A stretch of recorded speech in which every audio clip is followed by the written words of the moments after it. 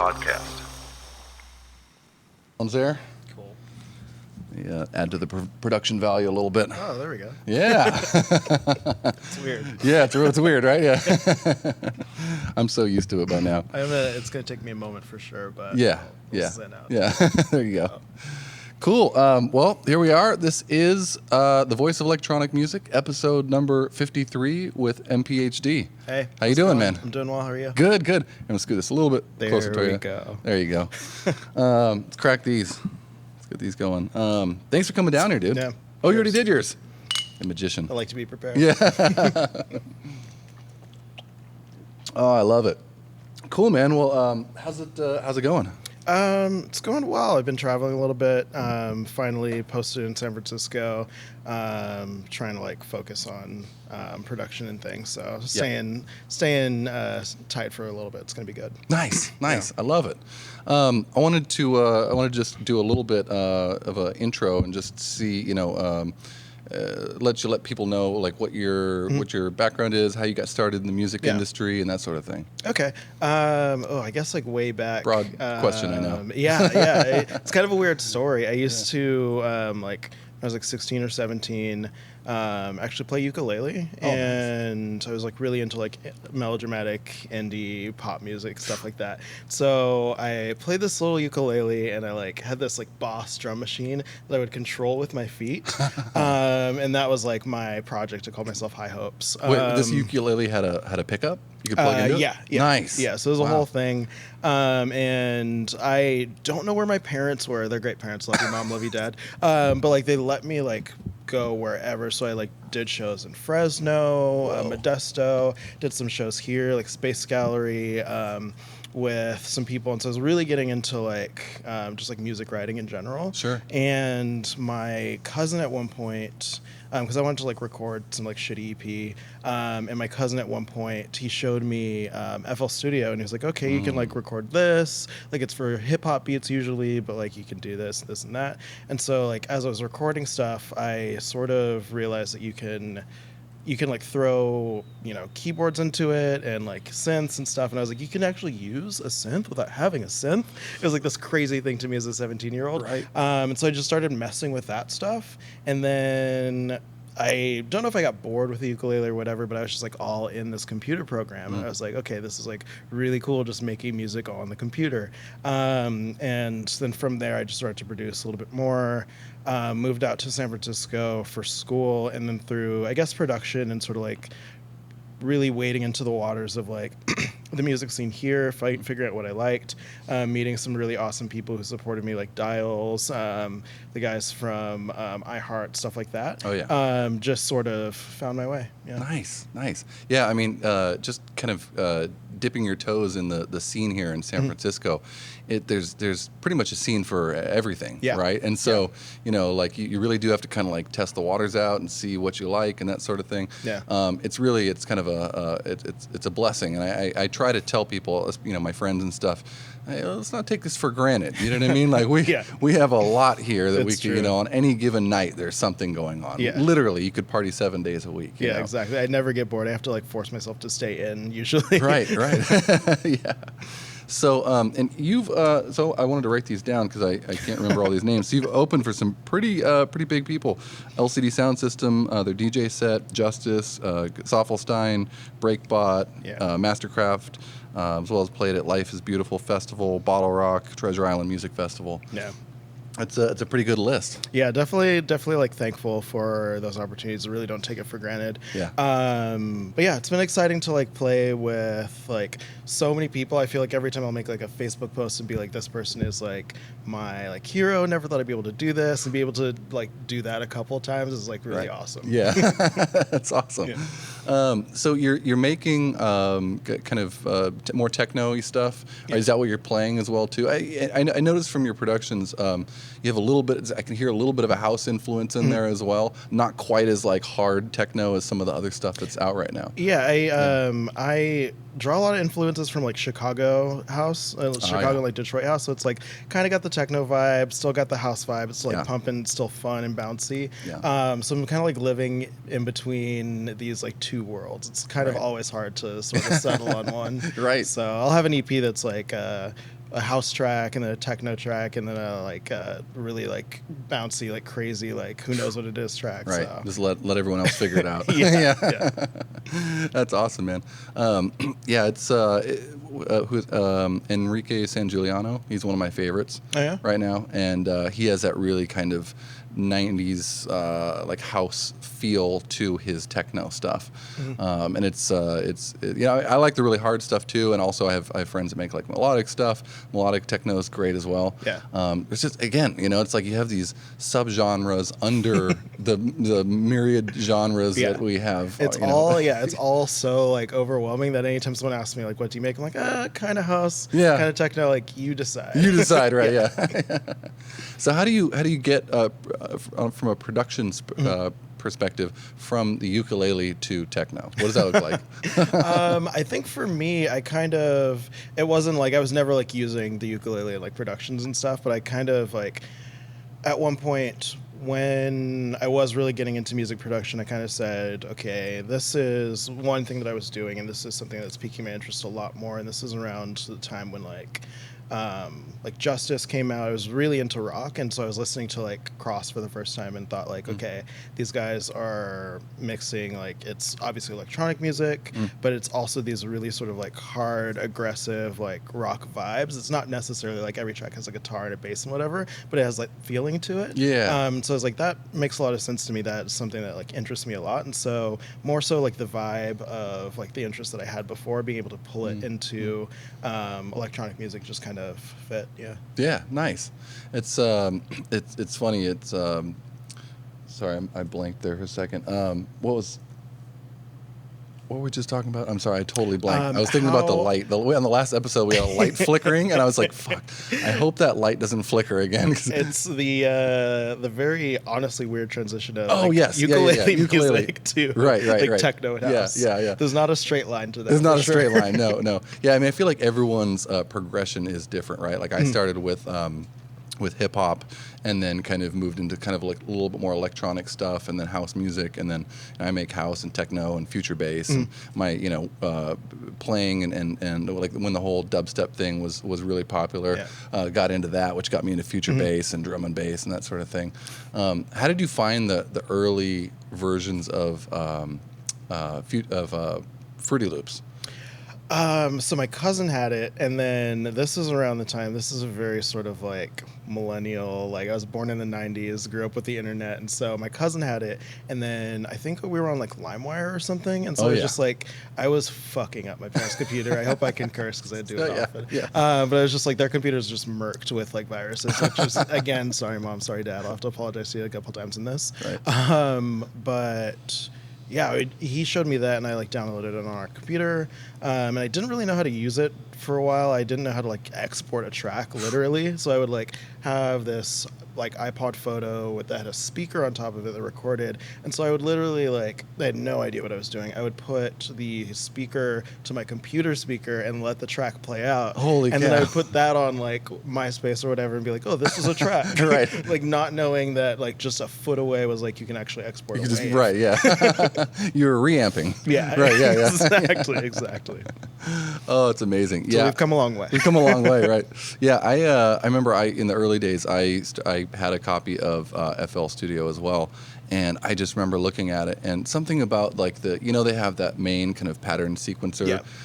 Something about that was so confusing to me, and then trying to figure out anything beyond that, and I was like, fuck, like I just can't figure this out. And actually, I kind of started with Reason as far as the software side of things.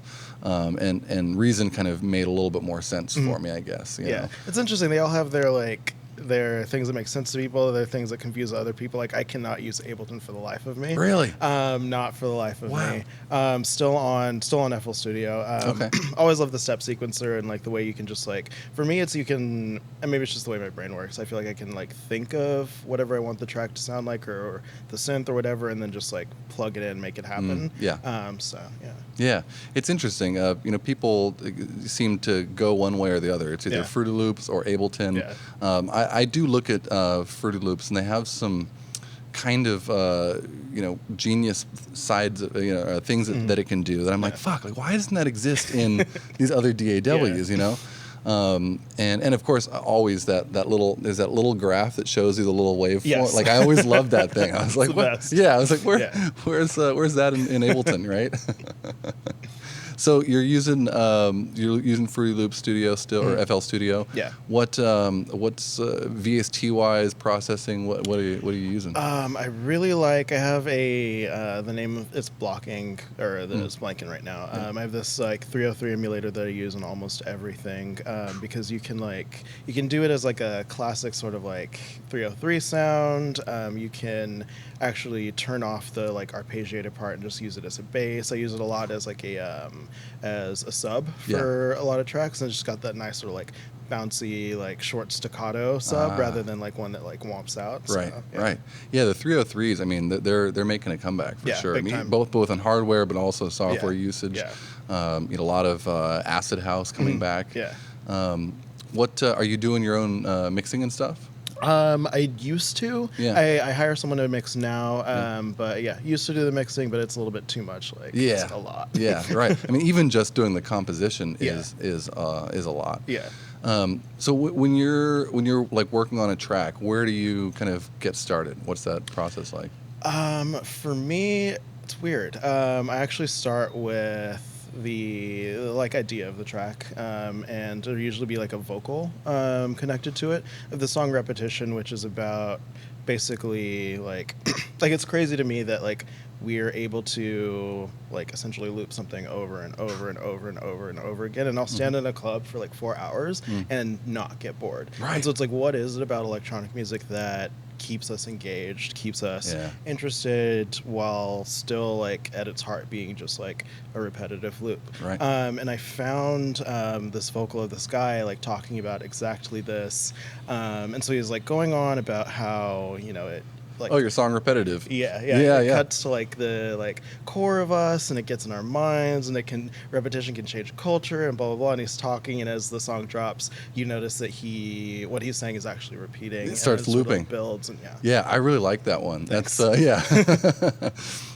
it actually reminded me of a track that I made a couple of years back called Dyslexic, and it's the same kind of idea, and the same thing, and it's like has this when you dropped in that one part to the little short section of what he was saying. I mean, it's not even really intelligible what it is he's saying, but it becomes rhythmic, and you're like, exactly. oh, that's kind of funky, Exactly. And that's how my track went, and it kind of builds up, and then this funky bass line comes in.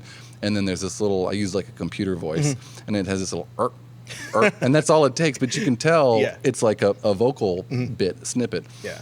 And then towards, it builds up, and then it breaks, and there's this pre-break drop, and it's like, letters I say backwards, and it's like boom, boom, boom, boom, and kicks back in, Nice. It's always a hard part for me though, coming up with like song topics. If I'm going to go that route with starting a song, because sometimes I just start with the synth sounds cool, or do you have any like tips for me that oh gosh, I have like this massive like I'm always just because of the years of sort of like working like this, I have this massive like backlog of vocals that I use. Nice. Or just like having a folder. And so I'll sometimes like listen to one, see if that like piques anything.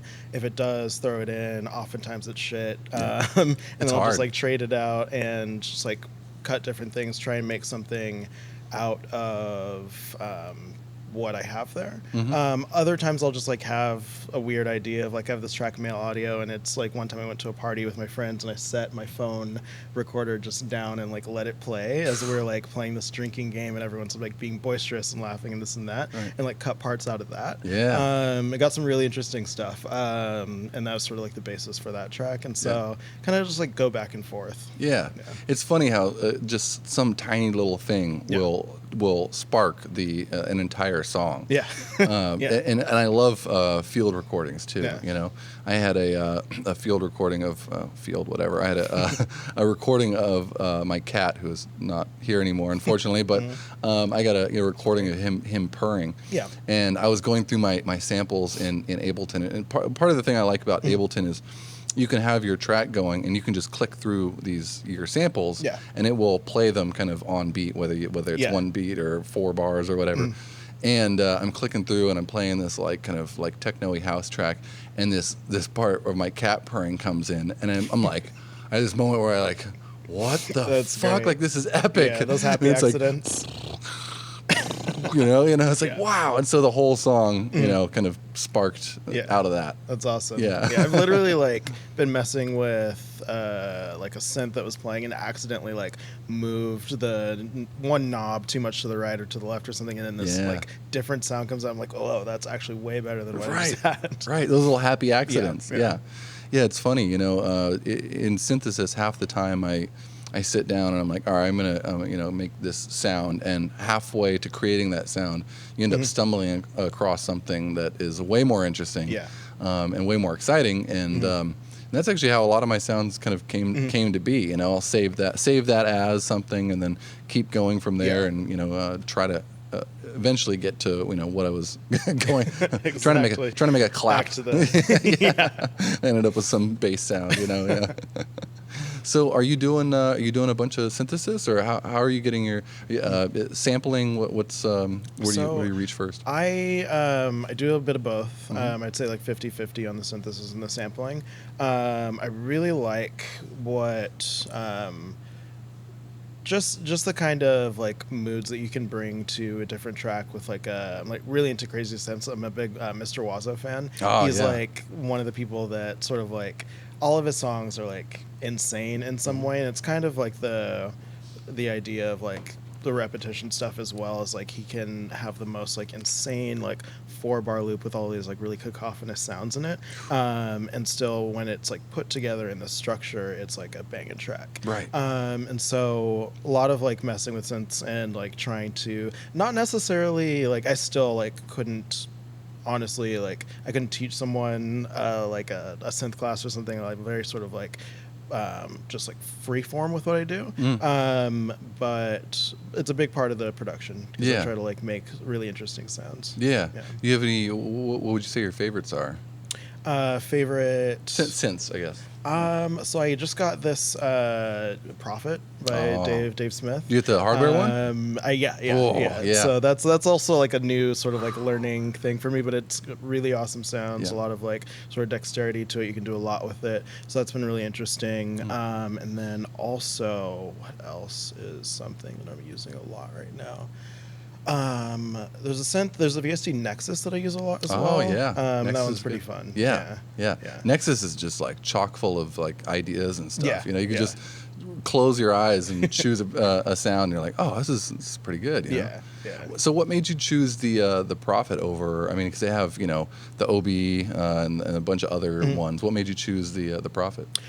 For me, it was this one has a ton of voices on it. It's very big, like wide sounds. Oh yeah. And so that's something I feel like I've been trying to grab onto a lot more with my production. I don't know if it's just because of like going through, I guess, like the journey of producing and not really sort of like having a handle on the sounds that I wanted to get, but I always felt like it was a little bit flat. And so now I'm trying to find ways to make everything a little bit more full, bring some more like life to it. Yeah. Is that the Prophet X? Yes. Nice. Yeah. Dude, that's like so high on my list of things to get. It's a good one. Yeah, it always struck me. So I told you I kind of started with Reason, but I actually started with the ASR10 and Sonic keyboard. Okay. And the whole time, like ever since I'll probably get one again, but ever since I started with that, I was kind of like, fuck, I wish there was a synth that also had like sampler slots in it that you could also sample and then add, because that's essentially what the ASR10 was. It was a sampler. But you could, treat these samples like waveforms, and then dial in and use the ADSR and all this stuff. And so the Prophet X is essentially that. I mean, it doesn't have the sampling function, which would have been killer. But you can load in your own sounds. Yeah, I'm using actually. You just like made me think of it. Teenage Engineering OP1 as well. Oh yeah. And that one is like big on the crazy like sample manipulation stuff. Yeah. It's also just like a beast as well in terms of like you can do so many things. You can record a song in it. You can like play the radio on it. Right. Yes, so it's been pretty cool to use as well. I miss that thing. I bought one and used it for probably about a year or two, and it was, as far as like immediate fun, Yeah. that thing is just king. Yeah. You know, and it's such a versatile little device too, like you were saying. And I'll probably get another one because the reason why I sold it is because it wasn't really fitting my music style. Yeah, that makes sense. So much. Even though I found myself using it for like like just jamming and kind of coming a scratch pad, but then also for like breakdowns or like big swells. Because I mean, all you have to do is you just throw something in it, you start turning some knobs, and all of a sudden it'll be like something completely new. Yeah, exactly. Yeah. So I kind of missed that explorative aspect of it. Yeah. And that's kind of why I come back to hardware so often, is because as much as I love VST synths and samplers and all that, just the fact that it's like sitting in a folder on your computer is it's very convenient, but it also means that it's kind of hiding a lot of times, Exactly. And having that keyboard like staring in your face, and you're like, oh yeah, all I got to do is just turn it on and just start making sounds. Exactly. That's the thing I love about it too, is it's like it's never the same, because like when you open a VST, you kind of like like either if it's that last track or that last like sound you were tinkering with, you're like, I'll go to that. Right. But when I open up like the Prophet, or when I walk up to it and like turn it on, it's like it goes to its like initial sort of thing, and then it's like it's all up to me like what happens next. Yeah. So does it have a sequencer built in? It does. Yeah. It does. Yeah. Nice. Yeah. Okay. Cool. So you could come up with sounds and kind of sequence some things together a little bit. Yeah. It's more of like a I would say it's more like akin to an arpeggiator. Right. But yeah. So I have a polyevolver, and it also has a sequencer. Nice. But I know what you mean. It's not so much like making song chunks as it is just triggering notes and that sort of thing. Yeah.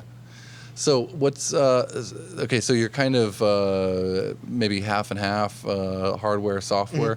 What's what else? Well, I guess what else is in your studio, and what is on your mind to buy? What is on my mind to buy? That's a good question. I've actually spent a lot of money lately on like VSTs and stuff, and so my mind is telling me not to buy what's on my heart to buy. On my body. Gosh, I would really love just like I think the 303 emulator that I'm using right now is like awesome, and it works. It'd be really cool because I've been using like that type of sound for so many years to like actually have one, and so that's probably like next on the list. Yeah. I mean, there's so many different ones out now too. I mean, they have really expensive ones, and they also have like cheaper ones. My buddy got the Behringer one. He's like, oh yeah, dude, how is that? He's like, it's fantastic. Nice. Sounds great. Like and it's like if it's not broken, why fix it? Yeah, exactly. Yeah, I don't know. I'm just I'm really into hardware these days.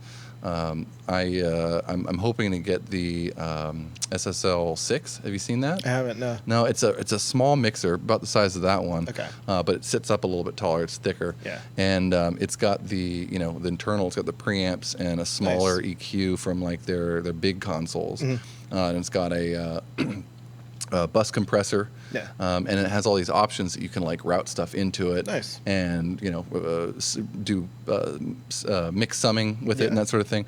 But I just really want to use it to mainly track stuff in. Yeah. Having that kind of that sound, it's a very distinct sound. It's very clean. The SSL stuff. Yeah. But it also imparts this kind of like pillowy character, this kind of like softness, exactly. And it's really, it's, I don't know, I feel like that would kind of change the overall tone of my tracks a good amount. You know? I find that like all sort of like analog stuff definitely has its own sort of like whether it's like a breathiness to like a delay or like a full body of like a synth or something. It's got like its own like personality that's not actually just like the sounds. It's like this other sort of like. We were getting very sort of like convoluted esoteric, with this soul stuff. No, but it's very true. There's something. It's almost like it's alive to some degree. And I've heard VSTs that are very convincing, and they sound incredible. Like something like Diva, for instance, and even something like Diva has a lot of like randomness kind of implemented into it on like a code basis, and to make it sound all that much more analog. But there's just something else with hardware. Yeah. Excuse me. Also, too, just the way you wire something up. You know, I mean, and going into like a guitar pedal or something, Exactly. and stacking these things and. Guitar pedals is like a whole thing that I'm about to get into. I feel I've been like trying to get into it. Yeah. It's one of those things. It's like it's another language to me. It is. Oh, is it really? Like, yeah. I'm like, and I'd like to figure it out, but it's also Right. so confusing to even think about. Like Those are all the easy, routing though. and stuff. Yeah. Those are easy because it's Oh, yeah? literally just I mean, it's not like modular. So Yeah. modular is like Yeah. modular is wild, Yeah. right? Considering each unit is like, oh, this is a 4-channel Yeah. mixer, which Yeah. is $600, Exactly, and then exactly. one oscillator. Yeah. And you can kind of treat guitar pedals in the same light, right?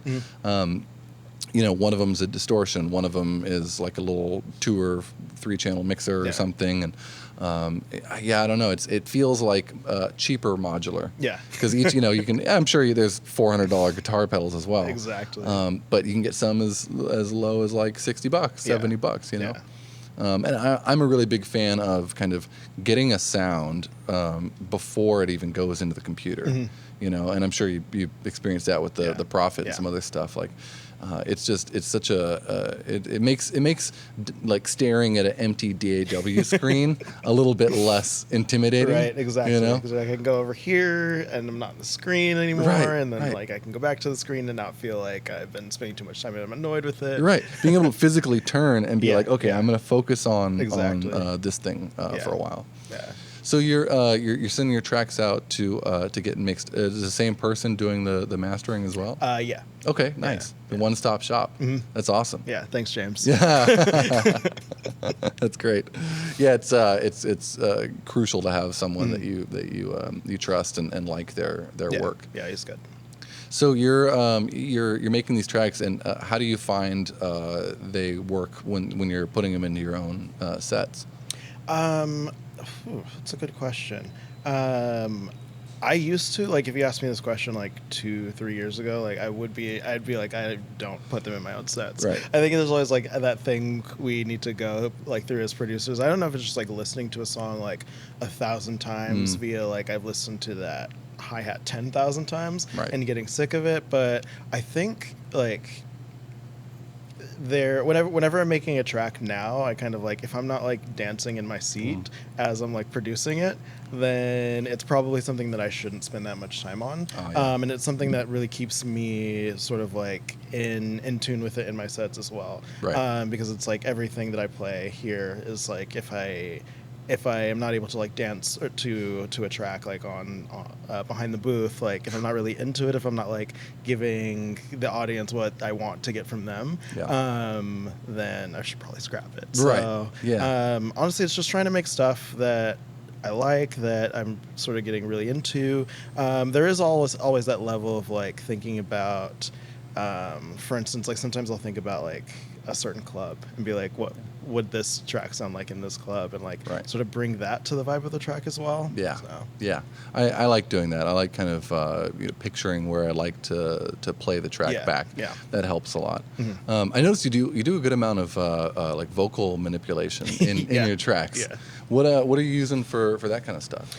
a ton of things. I probably always, to like my detriment, will have a delay on a vocal. Yeah. I think it's really interesting to either when you like open the time up a lot, just to have it sort of like bouncing around the track and being really interesting in terms of like the delay that like Right. sort of like interacting with all the other elements. But I also really like what I've been really into lately is just like closing the delay time a lot, so it sounds like this really sort of like tinny, like three sort of like vocal tracks on top of each other, So a little bit more than like a slapback kind of. Yeah. Almost. Yeah. Yeah. That's something that I do a good amount too. Is like, I've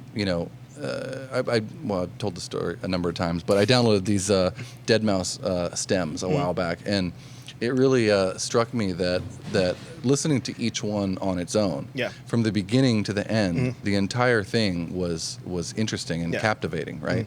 And so that's what I try to do in my own tracks now, is regardless of, even if it's just like a hi-hat, and I've got maybe a delay on there, a little bit of reverb, I'll try to, hit record and record some automation and at least listen to the song, kind of just do like whatever feels right, like maybe it doesn't sound good with reverb, too much reverb over the whole thing, but when you crank it for the build or something, all these little elements really kind of add up. And so there's definitely like parts of that. There's the delay I tend to use a lot, and there's also just like, I don't know, this is like this weird sort of like thing in my head. I feel like when I'm like going through a track and I'm thinking like, oh, wouldn't it be weird if like this sort of like, not like chopped or like made this like really weird sort of like vocal sound, and then because of FL Studio I feel like I can think about like the ways that, I don't know, you can just make the weirdest sounds there. And I'll just sort of implement that. There's a little big elements of like, what would happen if I just like took this like very normal sort of vocal and did like the weirdest thing to it, while still like, I think the challenge is like trying to fuck it up, but like making it still sound like there's a structure to it, that it sounds good, that it's like, because it's really easy to just like put a delay in something and like chop it up and blah blah blah and make it sound like you put like 4 like effects VSTs on it. So it's like coming back from that, I think, and saying like, how does it still feel like it's interacting with the elements of the track, that it's like moving while it's still sort of like a little bit jarring and weird. Kind of letting it get chaotic, but then kind of reeling it back in and making sure it has some order and to the chaos. My buddy does that as well. And this is something I've been doing lately too, is whether I'm really big into hardware samplers. It comes back to the whole like making a sound outside of the computer and then putting it back in.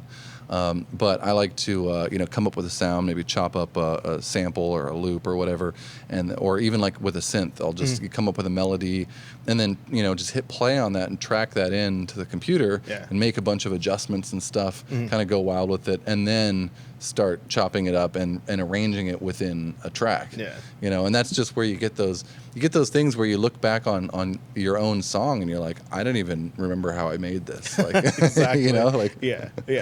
I guess that would be the one sort of like, I have so many tracks where like I do that thing where I'm kind of just like, oh, what would happen if I did this? And there's like no structure to it. So while these are like really awesome, sort of like those happy accidents, those like random moments, there are some where I'm like, I wish I like held on to like that process or like how I did that. So a little note for next time. There's always this thing too where like the more I learn, the more I'm wanting to kind of be able to harness the kind of innocence I had when I first started making music, and this explorative, like, oh, I have no idea what this does, but and just being able to recreate that, so I think that's a big kind of a part of it. What any other hardware, or what's your home studio look like? So the home studio is got the Prophet right here, and then there's the desk. Desk has on it a Pioneer mixer, Nexus, and this guy. And it's got the computer. There's the OP1 there. And I also use, I can't remember the name of it right now. Why is it? Maybe you can help me with this. It's like a sequencer. What are some names of like more affordable? What does it look like? It's a sequencer. It's like a gray, and it's got like 16 sort of like pad buttons here, a couple of knobs up here. This is a really great description of anything for anyone who's listening. Right. It's Arturia. Beat Step. I did it. There you go. All right. The Beat Step Pro. I use that a lot for arpeggiating stuff. Nice. A lot of sequencing. It's been really helpful and like cool to mess with as well. Having those like outboard sequencers is kind of crucial. I mean, it doesn't create any sound in and of itself, so it's kind of like it ushers you to, hey, what can I plug this into to get some like cool sounds. Do you find yourself like ever creating songs for a particular DJ set or? Honestly, this newest one that I sent you, Creatine. Yeah, that's right. Yeah, that one is one that I'm thinking about for like this next set. Playing with Tiga at Audio in a couple weeks, and like that started out as just like a track that I was making, but it was sort of this thing where I was like, okay, what does this sound like in this type of club? It's the track, and it reminds me of like Audio's vibe a lot. Yeah, yeah. Nice. So yeah, that's great. It's I like that track a lot. So are you going to be doing like an EP and that's one of the tracks, or is this just a single? Or yeah, I want to do an EP. Still planning it. I feel like that one, the one that I sent you, is like fully done. There's a couple that are still in the works, and so I'm like tinkering with them. Kind of need to just like let them be and let them go, but we're still in tinkering mode. Yeah. It's such a process, like creating stuff, and then knowing that you like where you're headed with it, but then also like, okay, I need to physically, knowing when to finish. Yeah, like I need to give myself time here to not listen to it and come back to it. I find that either I sit down and I push myself to like create the bulk of a song. Yeah. And that's really where I feel like, of course things pop up, you get distracted and that sort of thing. Yeah. But if I can create like 80% of the song, it makes it so much easier to come back and finish it. Because you get like 25-30% in, you come back and you're like, shit. What is this? Well, yeah, what is this? Where was the end goal? Exactly. Right. Exactly. It's kind of like having a conversation with a person and be like, imagine if we were here and then I just like left and you stayed here for a day for some reason. I came back and I'd be like, well, I knew we were doing something, but I actually don't remember what we were just talking about. Exactly. Yeah. It's like me with half of my track folders. Right. So where are you pulling your inspiration from mostly these days? Mostly these days. I don't know. I'm still pulling from a lot of stuff that I used to like listen to heavily back then. Not particularly like directly from like French Electro, Justice, like Ed Banger stuff. But just the sort of like the ways that they like the way Sebastian, for instance, like uses his like really heavy sort of synths.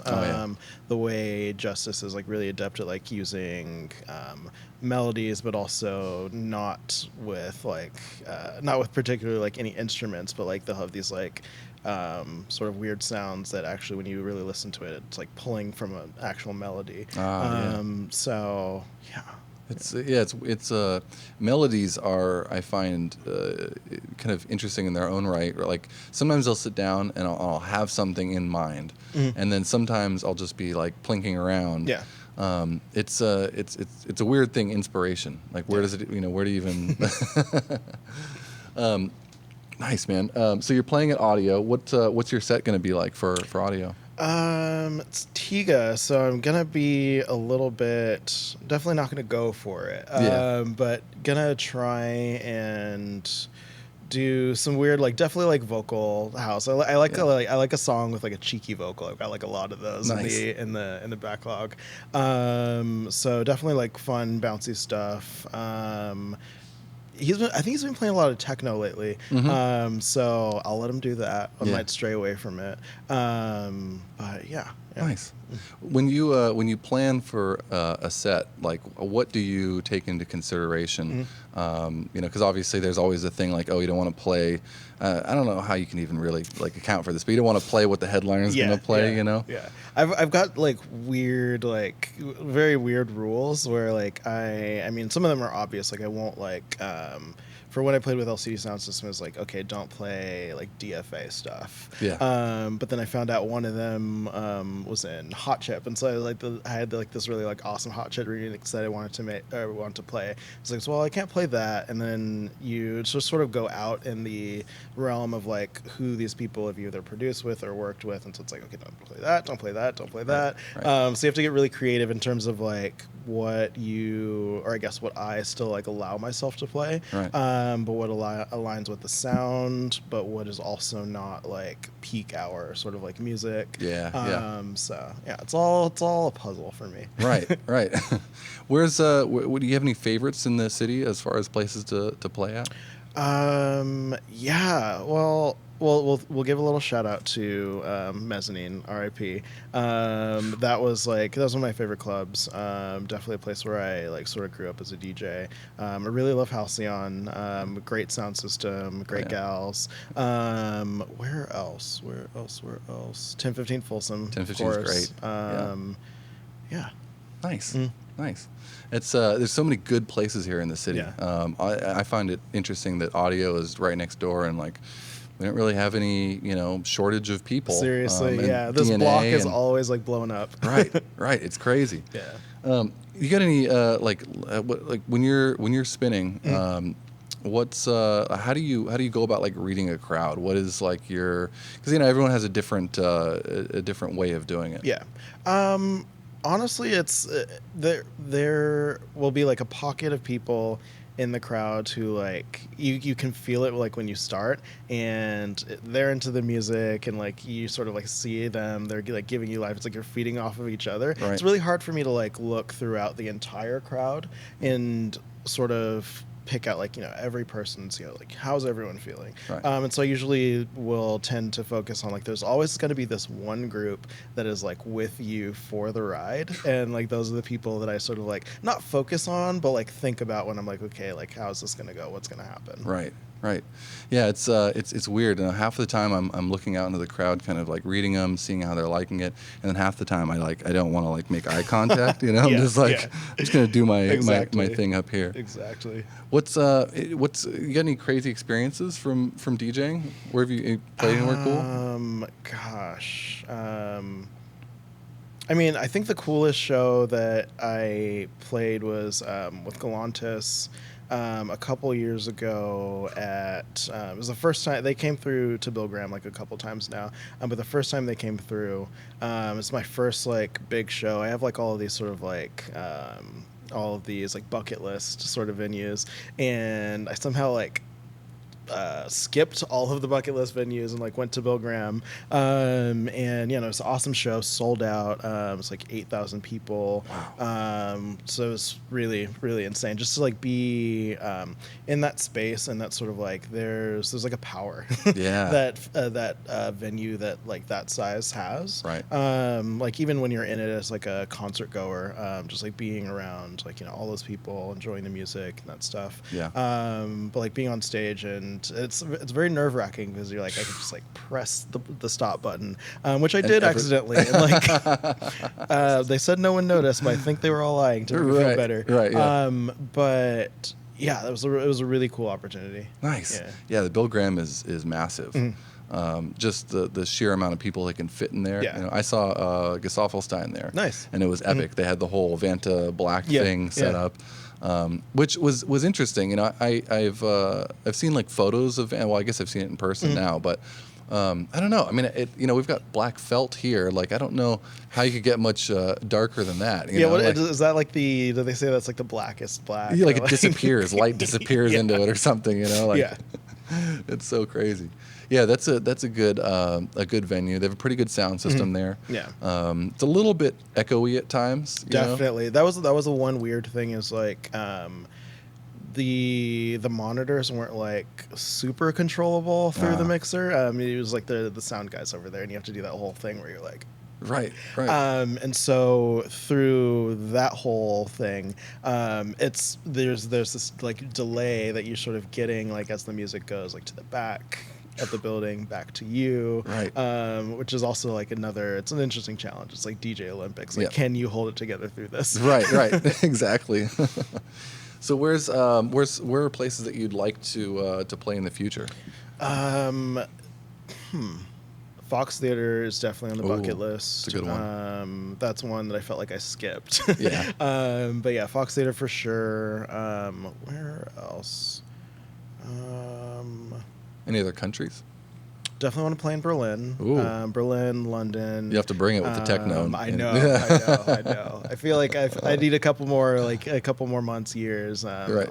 Do my homework and I can bring it. Yeah. Amsterdam as well. I love Amsterdam. It's always a good time there. Yeah. Have you done any like renegades or day parties? I have, yeah. My friend Sarah, when she like went to Bali and she had like a going away renegade out at Fort Funston. They threw a going away renegade? Yeah. That's amazing. Yeah. We were a wild crew. Yeah. And yeah, she threw a renegade out there and that was pretty fun too. I really love like playing the sort of like 2, 3, 4 a.m. sets because it's just like almost everything is like nothing's off limits. Right. Everyone's like having a good time, more than a good time. Yeah. It's like a playground. I love it. Right. Yeah, I'd love to play in, I think, Berlin. Definitely, I'd like to play in the East Coast of the U.S. as well. Yeah, same. They have a lot of venues out there that are kind of old schooly. I mean, everything is 500 years old out there, right? Yeah, whereas out here, it's like maybe 150. Yeah. And it's a different vibe out there. Like Chicago, Boston, New York, of course, Miami, Florida, like it's its own vibe. All the crazy shit happens in Florida. Yeah, seriously. You ever seen the Florida man thing? I have seen many Florida man memes. Yeah, right. Yeah. All you got to do is Google Florida man. I wonder how they feel about like having that as sort of like that's their thing. The thing. Yeah. But it's also kind of maybe how we feel about like the red hats. Right. Exactly. Yeah. Well, yeah. I mean, I heard it's they have slightly different laws there. There's the heat and the humidity. Also, they have a kind of a big opioid crisis out there. Yeah. So you combine all those things together, and the alligators, and that's where crazy shit starts happening. Yeah. People get their faces eaten off and Seriously. stuff. Yeah. That's awesome. So, what's big goals with your music? What's what are you seeing in the next 5 years or so? Definitely want to be a little bit more active with the DJing. Move from sort of like I've been lucky to support a lot of like amazing people, but definitely want to like headline a little bit more. Probably a more recent goal or a more sort of like short-term goal is I want to start throwing a party. Nice. Don't know what that would look like. A couple of people have like come to me. It's like one of those things that people say on the internet. A few of you have been asking, but a couple of people have actually come to me and been like, "Hey, it'd be cool if you like threw a party." And did it once, like in 2014. It was like me, Mr. Wazo, Gaslamp Killer, Noah Dials, and Marco De La Vega. Oh yeah. And it was fun. It was definitely a lot of fun, but it was a lot of work. Yes. I think it like scared me off of doing it for a couple of years, but I think I've got like the armor now, so, right. So I feel strong enough to now. Exactly. Yeah. It's a lot of work. Yeah.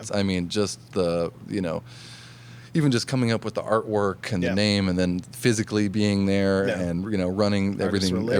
Oh like, God, yeah. And then booking and talent and all that. What genre wise? What do you think you'd? Probably house, like a Chicago sort of vibe. I think the first people that I would book, which is if y'all see this coming for you, are Todd Edwards and Jimmy Edgar. Would love to see them on a bill together. Nice. Yeah. That is kind of a cool thing about creating your own party is you can put these people on a bill that you've always wanted to see, like your ideal lineup sort of thing. Yeah. I threw a party a number of years back out in the Haight, and it was a great time, and great for networking and hanging out, and of course you get to play and test your music out and that sort of thing. But fuck, it was so much work. It's like that's why I look at like Dirty Bird, and I'm like, dude, they are doing like so much. Even and then they started doing like the merch and like all the stuff and the festival. It's mayhem. Yeah, I think a big part of it is like whoever, like whatever the group is like having that collective. Yeah. Like not doing it on your own because that's insane, but also having people that like will support you through like the hard errands, the sort of like just being there as like friends and like community. I think that makes it like all the better. The not sexy part of music and music industry. Exactly. When you're like losing money on every show, but you're still like got your buds supporting you, like that's what it's about. Right. What about promo? How are you dealing with promo these days? You have any?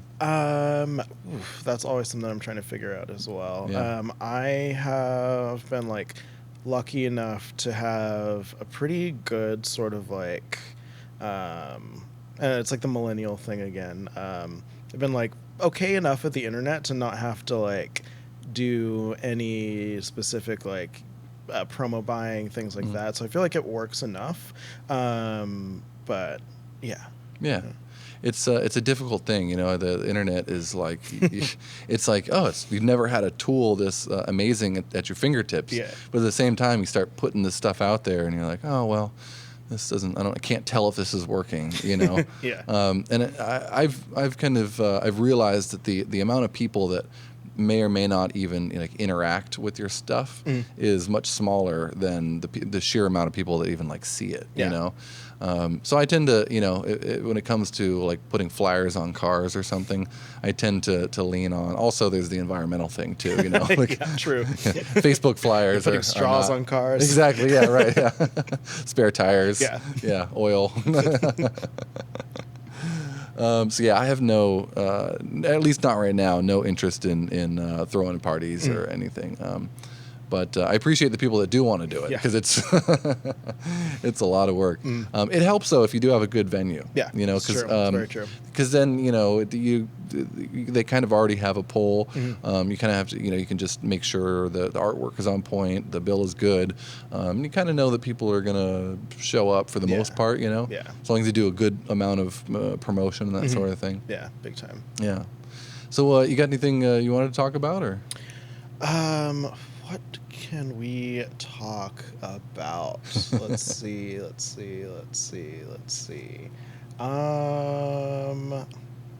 don't know. We had synthesis, sampling, promotion. Well, I'll throw a question back to you. What's your favorite band? Favorite band? Yeah. You're talking band or like band producer? Band. Talking band. Man. I like this is like fundamentally like who I am. I'm like there's like electronic music is like a big part, but it also like the other like 50%. I'm a big sort of like rock, indie like kind of person. So I guess if maybe I had to choose, and this is kind of maybe a little upsetting with their recent stuff, but Incubus. Oh yeah, I was a huge Incubus They're fan. still putting stuff out? They're still putting stuff out. That's news to me. See, I'm glad I asked. Yeah. All right. I was on SoundCloud the other day, and I stumbled across this profile that says Incubus, and it has their logo, and I click on it, and it has like 5,000 followers. Yeah. And I was like, fuck, is this where... I mean, I know it's SoundCloud. SoundCloud's more for like electronic music, but you would think that a band as big as that would have more than 5,000 followers on SoundCloud. Well, I mean, SoundCloud it's interesting because my buddy Wongo was talking to me about this, and he was like, if you have like 10,000 followers on SoundCloud, like that's a big deal. And it's funny because like when you're thinking about like an Instagram or a Twitter or something, like 10,000 followers is like not really a big deal. Right. It's like a substantial amount, but it's not like when you're like Incubus, it's not a big deal. No. You better have like 200,000 or 300,000. Yeah, exactly. On Instagram. Exactly. Yeah, Incubus was really big into Incubus, and what are some other bands? Of course, like Rage Against the Machine, that sort of thing. Yeah. I guess I'm kind of dating myself here to a certain degree. Yeah. I was big into like rock in college. And, that's rock is an interesting thing. That's something that I never really ever tried like recording or mixing or anything like that. And I was reading a thread on Reddit the other day, and they were talking about like what they thought was were the most difficult genres to mix, and they were saying rock. I kind of unanimous. So as well, yeah. Like I don't know. I guess what people usually think that for, but there's so many elements in terms of like guitars that like have all types of tones on them. There's bass. There's like drums that like need to hit, but they can't actually hit too hard. Right. Right. And then everything else that's thrown in between. Yeah. If I had to guess, I would think that it's probably because, something like electronic music is a little more esoteric, right? Like you can choose various sounds where you're like, okay, like I need something in this frequency spectrum, and then you just kind of like create something, and people hear it, they're like, oh yeah, Yeah. But something like rock, it's kind of like, okay, you have your guitars, you have your vocals, your bass, your drums. Outside of that, like you start getting too weird, and it becomes this other thing, Exactly. And then of course, electric guitars take up a lot of the frequency spectrum, big time. and those are gonna, conflict with the vocals a lot. Yeah. And it's I don't really know. I guess there's rock without vocals, but I feel like most rock has vocals. At least the most popular rock, which is something I like about electronic music is you can make stuff that doesn't have any vocals at all, and it's nice. And also too, we were talking about kind of like, song ideas or themes. Sometimes they'll just make tracks that don't even have much of a theme, something that like people in like tech house do a lot. And they'll just title it something random, Like and the concept of like a concept album even is like when someone writes one of those, I'm like, how did you even think about like the first 3 songs? Right. So yeah, I mean, I have one that I'm kind of tossing around. I want to call it "Welcome to the Internet," and it's a bunch of songs that are kind of internet themed. Like that Cat one. It's going to be called Cat 5. Nice. Like an internet cable. But then it's going to have the sample of my cat in there. And just like fun kind of playful ideas like that. My future bass stuff is a little bit more like serious, because you can't with house music, like you can't get too serious. Yeah, exactly. You need a little bit of cheekiness there. Right. So what are some of your favorite bands? Arcade Fire and LCD Sound System are big ones for me. Nice. Yeah. So I guess that's something that I like about like 10,000 person bands. Right. Arcade Fire is really great. I tried to get into LCD Sound System, and it just didn't, for whatever reason, it doesn't catch me. Yeah. I like never really was like aware of them before they did their like farewell, but then I saw them on their sort of like reunion tour when they went to Coachella, and it was like the most sort of like, it's everything that I want from like a concert. It's like so fun. The music is like really sort of engaging, and bouncy, and like everyone in the crowd had smiles on their face. So I think it was more so like taken by the feeling that they sort of brought to the entire crowd, this like crowd of like thousands of people. And then just kind of like really got into them from there. Nice. How do you think that starting with rock and the ukulele, how do you think that like kind of influences your music now, or does it? I think definitely when I started out producing, I was more, I'm still kind of into these like sort of like loud, grungy, like crazy bass sounds, but I was a lot more when I was first like producing and DJing. Oh yeah. And it definitely played itself out in my sets. There are definitely some sets that I played like as an opener that were just like, that maybe went too hard. Maybe turned down the bass, dude. Right, yeah. Redlining is not headlining. Yeah, right. But we learn. Because you learn somehow, right? Yeah. But yeah, it shows up a little bit still, just in terms of like structure and the vocal stuff. There will be parts where I actually feel like, some vocals that I use, while they can be I guess still like loopy and like sort of like not structured like a verse, you kind of look at him that way. Yeah. So I guess the songwriting like element of like putting a track together is like very much there. Yeah. I started with hip hop, and I find that leaks its way into pretty much everything I do now. And that's probably why I have such a love for hardware samplers. Jay Dilla, kind of the Far Side, kind of all that stuff. And they got really weird. Dilla got really weird. He got like all his stuff with like, the Donuts album was just wild how, it doesn't even make sense, but for some reason it works, and it works so well, and his like kind of like organicness. I'm kind of always striving for that. I kind of always want my stuff to sound organic and be moving a little bit and never quite perfect. It's just getting that in the computer alone is kind of a feat in and of itself. Yeah. You know, do you consider that when you're like excuse me, when you're like composing and stuff?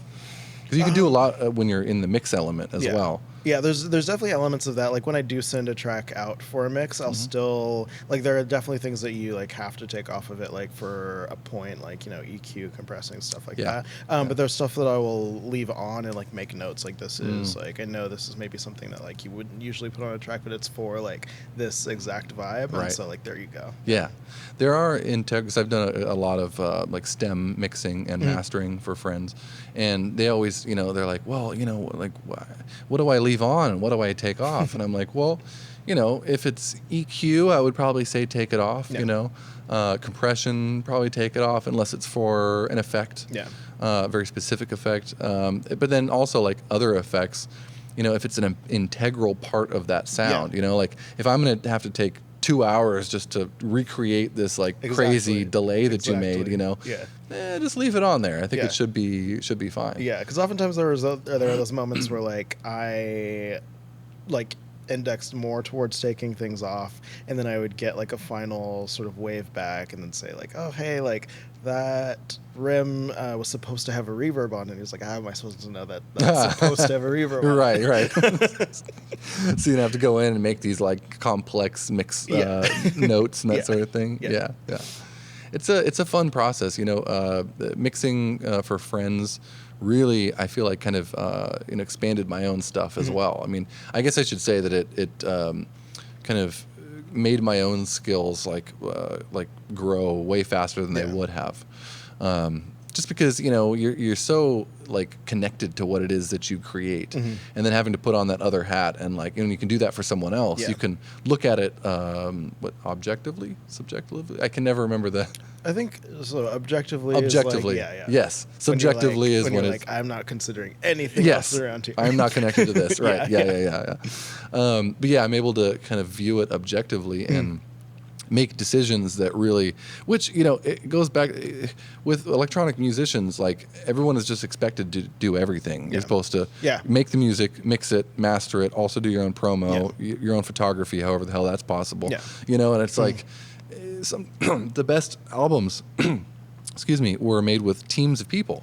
And when you're able to do something really special, on a micro scale, and then pass that off to somebody, they're able to do their own thing in that same objective way. Exactly. Yeah, I don't know if you're into Billie Eilish at all, but there's a whole sort of thing where like her and her brother, it's kind of like their mythology. Like they wrote this album. It's like a #1 like best album of the year in the Grammys. But they wrote this album in their room. And they did. But the story that is sort of like the mythology is like they wrote all of that. And I think people go back and when they're sort of like reading about this on Reddit or listening to things on SoundCloud and like trying to like emulate these things as a producer and like be a producer in general, thinking that like, oh, I can only make like a best sort of like album if I do this all alone in my studio, in my bedroom, blah blah blah, or whatever. But it's like we knew that they like also sent that off to a studio,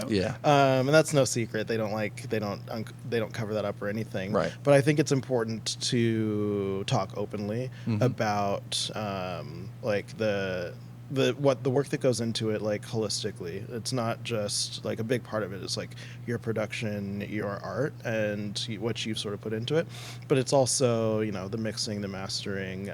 If you're like working with a label and they do promo, if you've got like a photographer and they're helping you with the vibe of your like album artwork and stuff like that, it's like all of it goes into sort of the finished product. I was reading actually something, I think it was on Reddit again, about that. They're kind of pitching it as this like, oh, it was just me and him like making this record together that's this Grammy award-winning thing or whatever. And that definitely can happen. But I think it almost sounds a little too polished in a lot of ways. They almost maybe it was one of those things where they did create it and then they sent it to someone and then they took it and then they mixed it and then right, because the amount of people that I mean, I don't know. Maybe Martin Garrix's track "Animals" went right to the. I don't know. No one's disclosing those details. It's true. Right, and it would be nice if they did. Yeah. It'd help out everyone else. Just throw an ozone preset on it. Right. Send it out. Right. Grammy. Right. Grammy. But that is a big part of Beatport is people that are just slapping an ozone on the top of it, and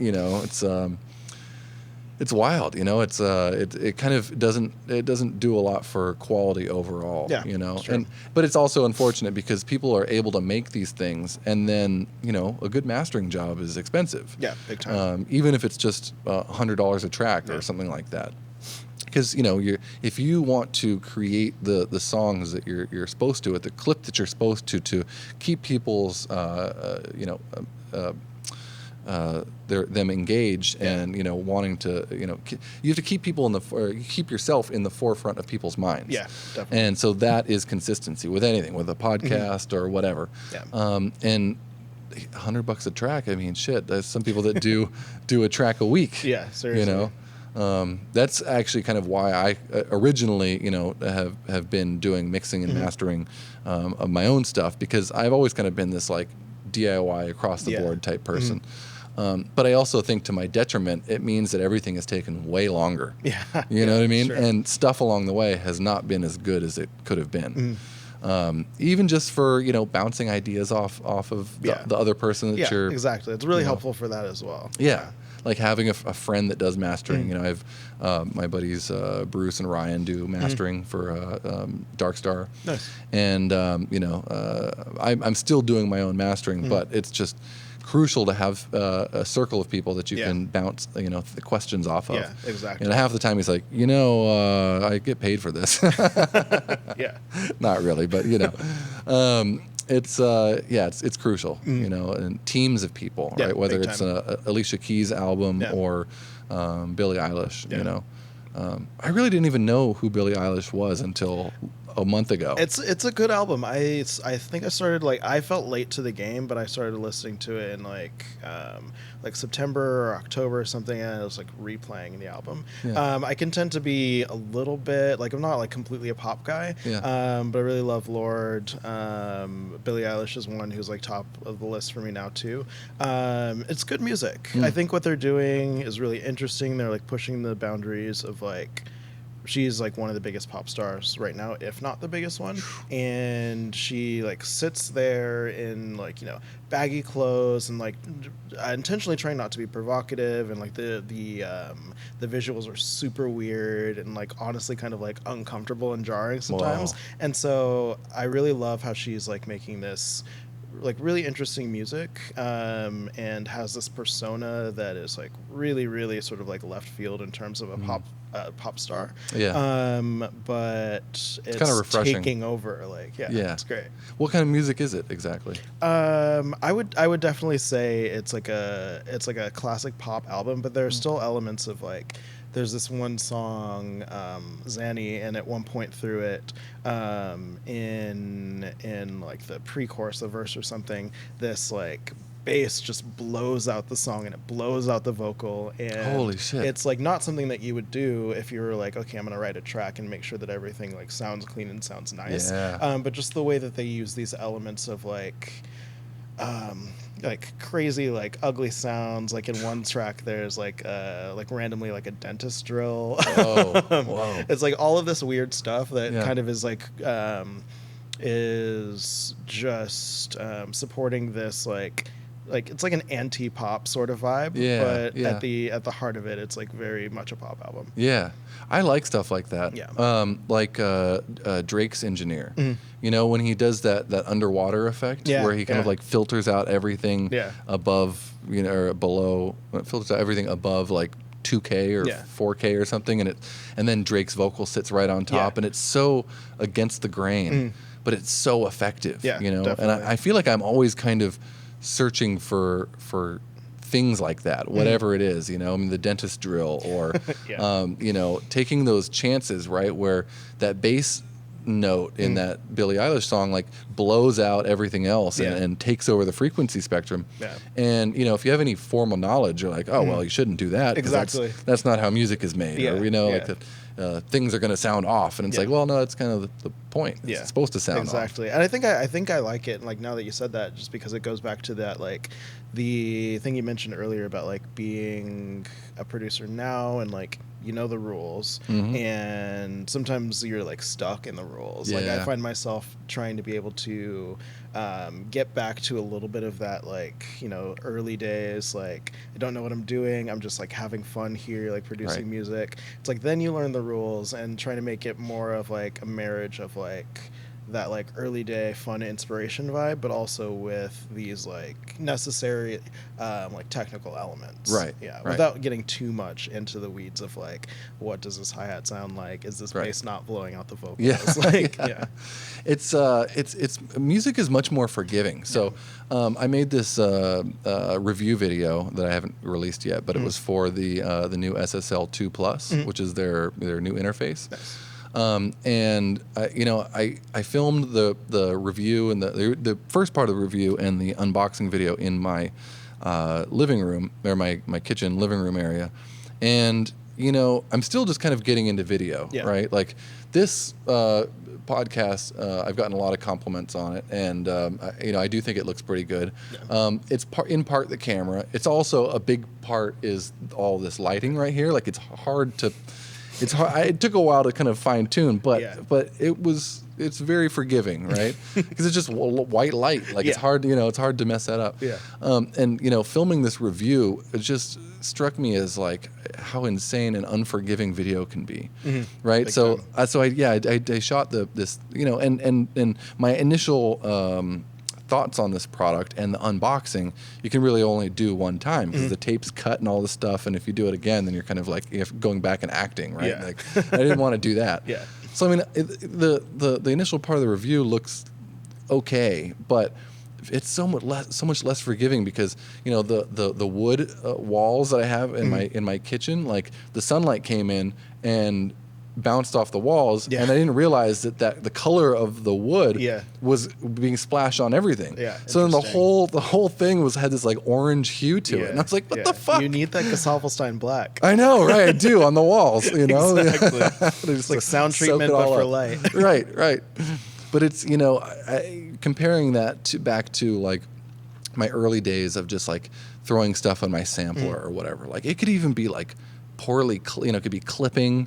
It could be too quiet. You can crank it up, and maybe you get some like line noise or something. But there's like ways of cleaning it up, and there's if the melody's good, the fact that Bob Marley was recording onto a 4-track tape and there's tape hiss, like people are gonna listen to it, and you can still kind of enjoy it.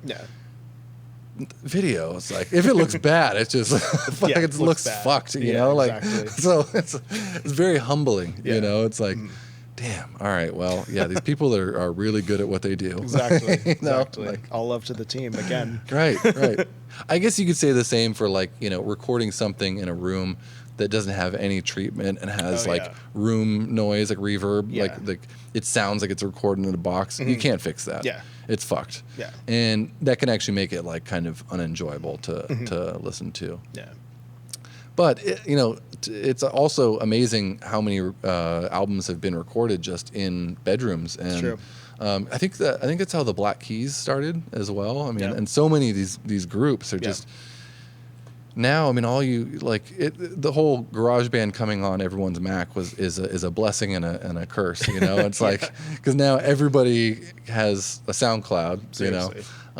But it's just, but then also you get these groups that just, I started with GarageBand, and I don't know, it's a special weird time to be making music. That's true. It's true. I think that like the availability of everything makes it hard to, I guess, sort of like find. I don't know what this analogy I'm trying to think of is, but you're trying to find, it's like a needle in a haystack type of thing. Right. Where there's, of course, not only one needle in like the music haystack, but there's a lot of hay. Right. horrible analogy, like the idea of jumping into a haystack looking for to a needle. find a needle. Right. Why? Yeah, and if there's multiple needles, just go to Michael's. Right. Yeah, just go to Michael's. Right. I can tell you where some hay is that doesn't have needles. Exactly. But so there's a friend that I have, and she's started to do a podcast, and I've kind of been helping her with the podcast, and she had someone that was kind of helping her before, and he helped her find a microphone. So her microphone is like decent. It's one of those like USB mics.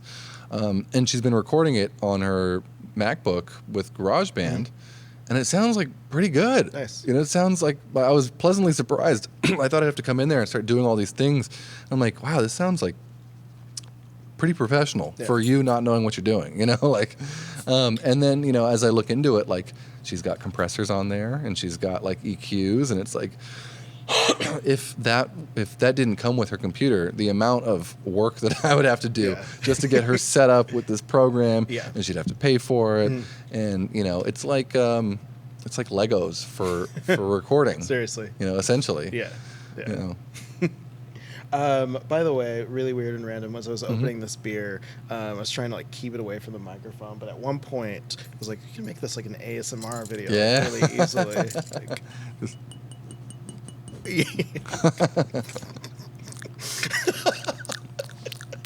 That's another thing about the internet, which like there are some things that I find there's always that like wrong turn on the internet, and one of my recent wrong turns is there's this woman who just like her thing is she will just like eat pickles and like chew gum and like tap on a keyboard in front of a microphone, and for me like eating sounds are like really, really heinous. Need to use that word just to it's perfect. To describe the gravity of it. But yeah, it's a weird world out there. ASMR, I don't think I'll ever get ASMR. Like that, just like you said, it's people eating and stuff, and it's like those are the noises you tell someone to like stop doing in person.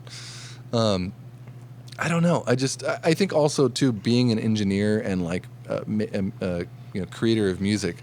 This idea that it would be somehow pleasurable for someone to make these weird noises really close in a microphone is just like so foreign. It's like, that's, I don't know. Yeah. Do you ever listen to Sophie? I don't think so. It's she's like I would call it like a experimental. Like it's really weird. You should give it a listen. But like she opens the song "Lemonade" with a sort of bottle open, but then it's like this weird like bubbly sounds and like super like interesting like it's like basically sort of like ASMR for music. I feel like it's you should definitely check it out. It's like definitely what has me thinking of this. I'll have to listen to it. So I'm a big fan of Twitch.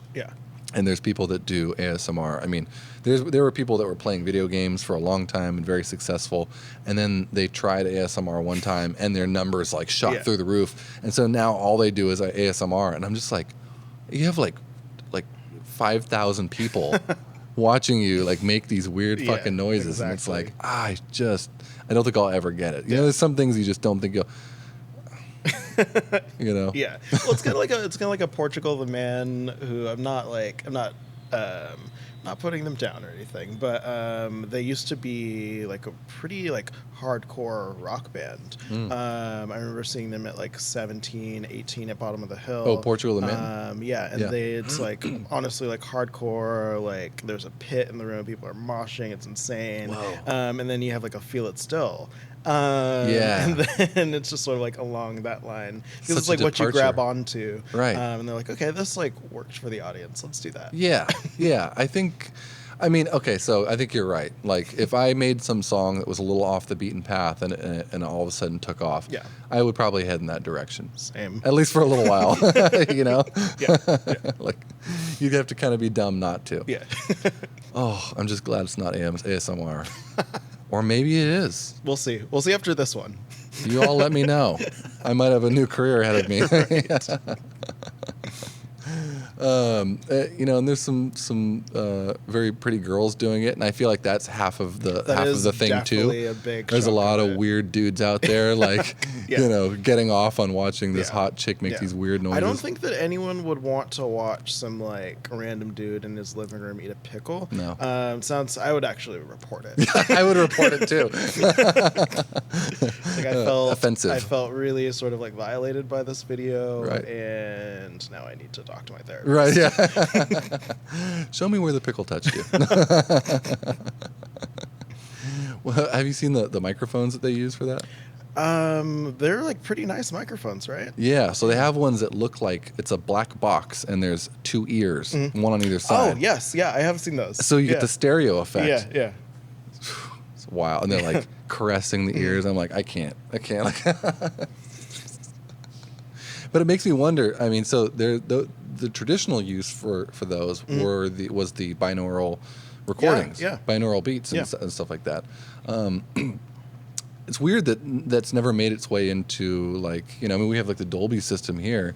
You could do like a really big ASMR on the Dolby system here. That would be interesting. You know, but it makes me wonder: is there any use for that binaural recordings in regular? Because, I mean, is it just stereo? I'm not exactly sure. Yeah. I remember, I actually remember when this was like becoming a big thing, like digging into it a little bit, and before it was like the sort of kitschy, like food sounds and blah, blah, blah, all that stuff. It was like these very sort of like, almost felt like ambient music, like atmospheric sort of sounds, and the sounds, though melodic, are supposed to work in a certain way, have some effect on your brain. So it's like if you listen to this one for a while, you would like feel energetic and happy. If you listen to like one that I listened to when I was really getting into it, is like you would fall asleep, and I actually like fell asleep listening to it. Probably helped that I was laying down in bed. But yeah, it's interesting in the way that you can sort of like, I'd actually like to dig into it a little bit more, thinking, or like to sort of like read up about it, but the way that, like, you know, these sounds can actually just do more than sort of like, you know, interest to your sort of ears, make people move, but what can they do? How can they actually like affect your sort of like brain? Right. Well, I did an episode with my friend who does the sound healings here at Halcyon, Nicola Buffa, and she's really good. And I actually went to one of our own sound healings here. It felt a little weird paying for 2 tickets to come to my own work, but I was like, you know, it's her. This is a thing she's doing. It just happens to be here, and it was like very involved, and it was pretty amazing. You know, it was a cacao ceremony. Okay. With the sound healing. Nice. And so they had these, you know, everyone was kind of over here, and they had this like big mortar and pestle type thing, and a little jar of cacao, and you would grab it, and everyone kneeled down. It was very kind of meditative, and you'd like grind the cacao into the stone, and it was very aromatic, you know. Yeah. And then the guy that was kind of leading the cacao ceremony, you know, scooped the stuff off and put it in, you know, and they poured hot water in. And essentially, it was a hot chocolate ceremony. Nice. My kind of ceremony. My kind of ceremony, right. But there was like nutmeg, and there was red pepper and stuff like that you put in. So not like sweet by any means, you know. And you know, I think it definitely added to the whole experience, right? You know, because it's not just sounds, but you know, all the senses. Yeah. And people say that there's like kind of special things about cacao. And then of course she was playing the singing bowls. Yeah, I love those. Yeah, dude, I would love to get a singing bowl, and then the gong. And you know, I think that there's something to that as far as like tones affecting. Okay, so not to jump around too much, but there's all these TikToks that have been popping up recently with these cats, gagging cats. I have not seen the gagging You've cat. You've not seen the gagging cats? cats? A ton of others. Okay. So there's a gagging cat one, a bunch of them. And apparently there's specific sounds that you can make. And if you play them around your cat will gag. Literally, you play this, you could be like 6 feet away and you play it and the cat's like, and not just once, like it'll do it over as many times as you play it. Oh my God. And it is hilarious. And one of them is a sample of Britney Spears. Oh wow! You know, that little like the little thing she does. So I guess there was some toy that had that in it. And when they take these recordings of these samples, they bit reduce them down to like, 8 bits or less or 5 bits or whatever. So it makes it very granular and tonal. Yeah. And so something about that tickles the cat's eardrum and makes it gag. That's insane. I love that. I love that. It's like the how cats don't like cucumbers. Yes. The jump. Yes. You're right. Because they think it's a snake, Exactly. right? Yeah. I have no idea what they think it is, but I tried that with my amazing. cat, and he must have been stoned or something, because he looked at it and he was just like... Yeah. He was just like unfazed by like, He was a beast. Right. Nothing scared him. But there's I don't know if you've ever, like, when you've been working on songs or whatever, making sounds, you dial up like a sine wave. Yeah. And just a raw sine wave has a very grating, like a... like that kind of the jaggedness of it. And when you hear it, especially at like some level of volume, if you really listen to it and you kind of close your eyes and meditate, it almost makes you feel like nauseous inside a little bit, because it's got to be something similar to the cat's gagging, because it does something where it almost rattles your eardrums. Yeah, I'll actually use that. It's funny you say that. I'll use that as like a not like super in the foreground, but as a riser, sort of in the background. You can go from I usually go from like octave to like F sharp to all the way up through like 32 bars, maybe all the way up to like octave 6 or 7. Oh wow. And it's this weird sort of feeling through, like, it's obviously a little bit more palatable as you get higher, but it starts like there, and it's like, okay, what's going to happen? This is like really sort of like unsettling, and it's in the background, so it's more so just contributing to the feeling of like this section of the track. And then when it finally gets to the end of it, it's sort of like it's letting you go from that. Right. And I mean, it does kind of risers and all that stuff, they evoke something out of you, right? And I don't think that there's any, I don't think it's a mistake that a lot of these sounds are put where they are in particular parts of a song's arrangement. I mean, even just like one thing that blew my mind recently was realizing that I would make these breakdowns, and I'd be like, fuck, like these breakdowns are great, like why do they not work? Like why are people losing their attention, or why am I losing people's attention in these breakdowns? And I realized once I started listening to some of these other songs that there needs to be something rhythmic that keeps people tuned in, whether it's just a hi-hat or it's a pulsing something on like, eighth notes or whatever, but there has to be something for the mind to stay latched on. Otherwise, it's like cutting the cord on a balloon, and people are just like, Exactly. But it's so weird, like the psychology behind what it is you're putting in any given section. Yeah. It's like, how do you keep that interest when back to this sort of like repetition stuff? How do you keep that interest when this is sort of like going on the same plane for like however many minutes? Right. And what a weird thing too. I mean, the repetition of sounds. I mean, it's got to go back to people drumming in tribes, so drum circles and tribes and that sort of thing, and it just kind of you can't help it. I mean, I remember one night I was I think I was sick or something, and it was raining, and I was laying in bed, and I could hear a raindrop like dropping from like the roof to a something that held water out and back, but it was this perfect like kind of 122-ish BPM like raindrop, and my foot starts tapping, and I realize, I'm like, the fuck, like you can't help it, like whatever it is. And speaking of memes, there's another one. there's another TikTok where it's like this guy opens the door and it's like ee ooh, and then he goes again ee ooh, and then it turns into that song that's like a popular rap song right now that has that in it, and then he starts rapping and everyone starts going crazy, and one guy's wearing like a hairnet, and like it's just fucking hilarious.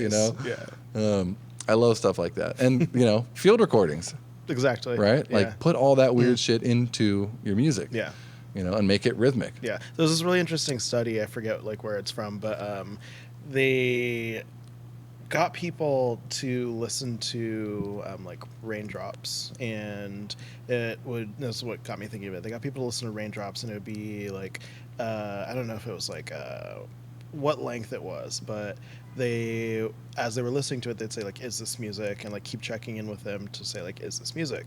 And so they're listening to this like recording of Raindrops, and it's like, no, no, no, but they're actually repeating this recording, and so like the further you sort of go on listening to it, the more you're like, okay, there's a beat here, like okay, this might be music, and the no's turn into yeses. Whoa. Yeah.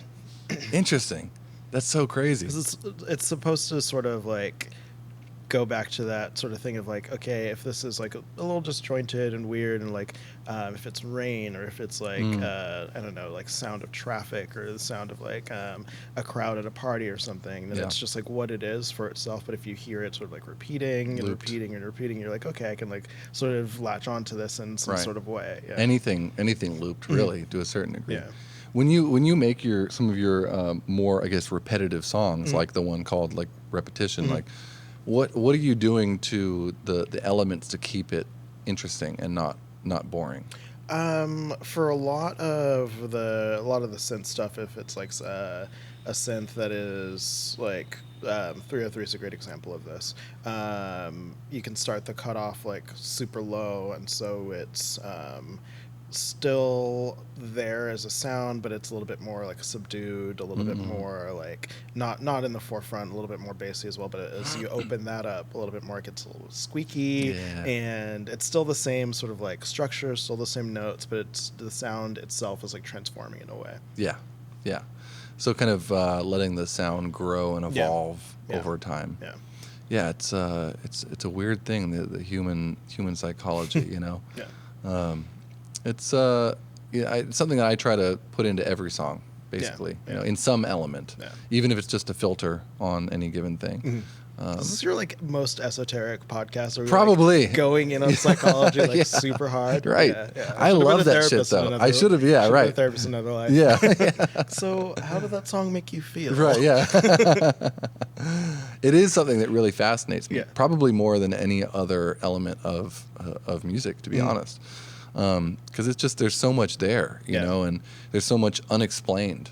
You know, it's very easy to be like, well, we like, you know, sounds that create a rhythm because it's fun to dance. It's exactly. Like, okay, but that's very surface level. Yeah, exactly. Why underneath that is it, you know? I guess that's what keeps me sort of, even on my days when I'm like, I don't like either want to go out or I don't want to produce or this or that. It's like at the heart of it, like why do we do this? It's because we love sort of that feeling that is either given to us through the music, or to even like when I'm DJing and I'm like looking at the crowd and I see people are like actually like really like feeling their feelings at this stuff. That's what it's all about. Yeah. It's weird because as a music producer, ideally the feeling that you get from whatever song you make, whatever sounds you put in there, is transferred to the listener. Right. As many times as possible and as often as possible. You know.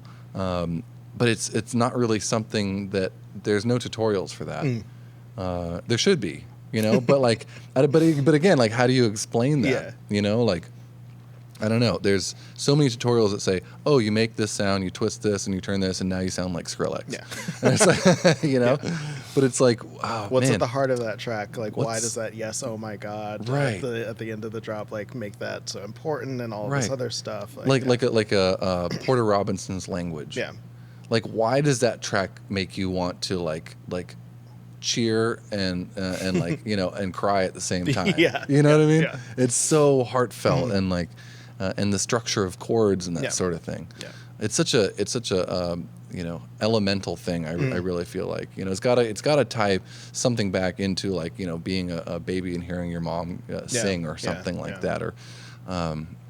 But that's actually kind of why I got into music more than art. You know, I always say this, but like I kind of started in traditional art. And I love art. You know, it's fantastic. But what made me switch was realizing that like I would listen to these songs and I'd get like goosebumps.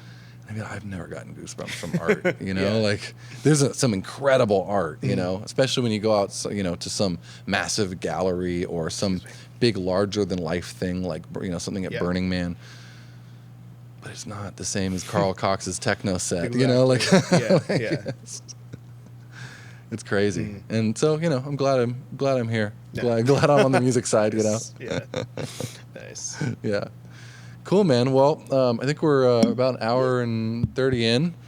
You got anything else you want to talk about or anything you want to plug or? Yeah, I guess I'm playing the Tiga show. Oh yeah, you got Tiga. On, I believe it's March 6th at Audio. Yeah. I'm super excited about that. He's another one that I've been listening to for like forever. Turbo Records has been like a really big part of like my formative like taste in dance music. Yeah. Like Tiga, Clouds, like all those guys. So I'm really excited about that. It's on a Friday or Saturday, right? I think it's a Friday. Okay. Yeah. Because if it was on like a Thursday or a Sunday, I'd come. But it's yeah. Yeah. I'm locked in here. I'll be next door. You'll be next door if you want to pop over. Right. This is so funny. At the same time, I'll be here doing the lights, and you'll be there doing the music. I'll just be like, exactly. I can't leave.